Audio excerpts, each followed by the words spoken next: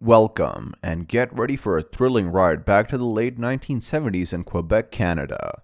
The province was embroiled in a violent gang war between the Hells Angels and their arch-rivals, the Outlaws, vying for control of the lucrative drug trade. The streets were a bloodbath, with innocent civilians caught in the crossfire, and both gangs becoming infamous for their sadistic and vicious methods. But this story is not just about the gangs. It's about one man, Yves Apache Trudeau, the Hells Angels' ace assassin.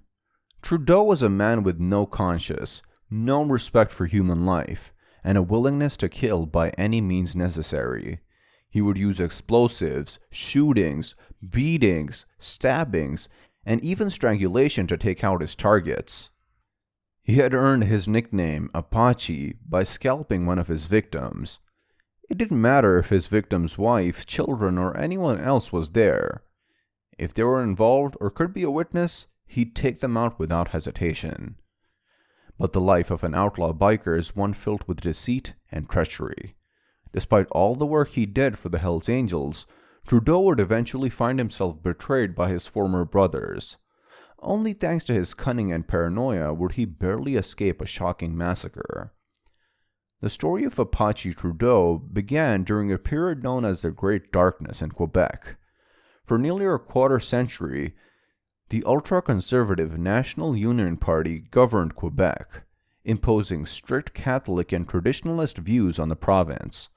But by 1960, the Quebec Liberals brought in sweeping reforms, quickly changing Quebec from one of the most conservative areas in North America to one of the most liberal. With social norms changing rapidly, many young people in Quebec adopted a culture of hedonism.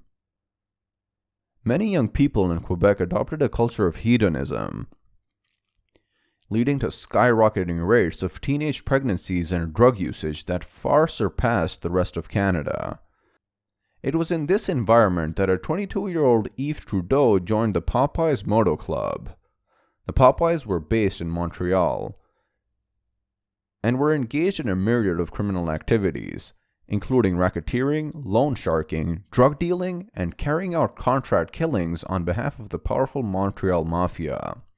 The Popeyes were the second largest biker gang in Canada, and had a reputation for violence and depravity that caught the attention of the Hells Angels, who were looking to expand their operations into Canada. But the Hells Angels weren't the only gang looking to move north. Their rivals, the Outlaws Motorcycle Club, also had their eyes on Canada. The Outlaws partnered with Satan's Choice, an Ontario-based gang that was the largest biker gang in Canada.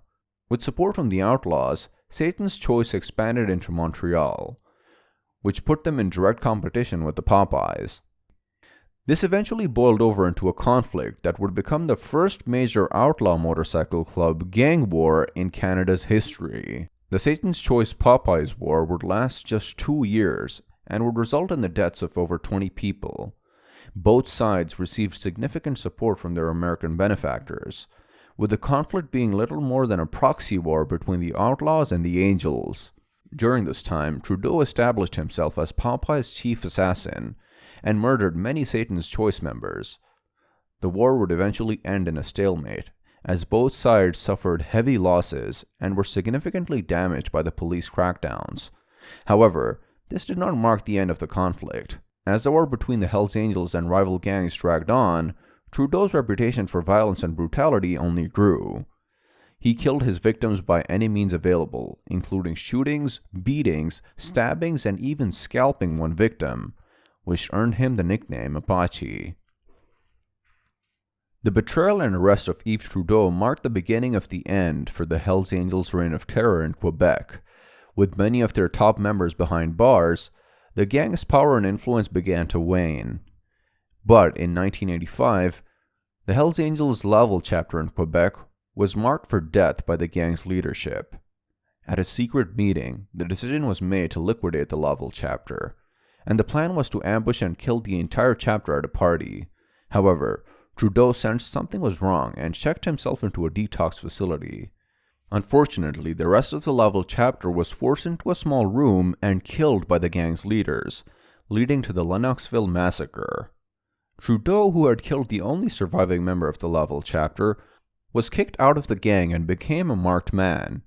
He turned himself into the police and became a government witness, testifying against his former brothers in exchange for a reduced sentence. This caused outrage with the public, and Trudeau was eventually released from prison after serving just 9 years and given a new identity. This story is a cautionary tale of the dangers of the outlaw biker lifestyle and the consequences that come with it. It shows the extreme violence and ruthlessness of the Hells Angels, as well as the corruption of the justice system. Join us as we delve deeper into one of the darkest moments in Canadian history.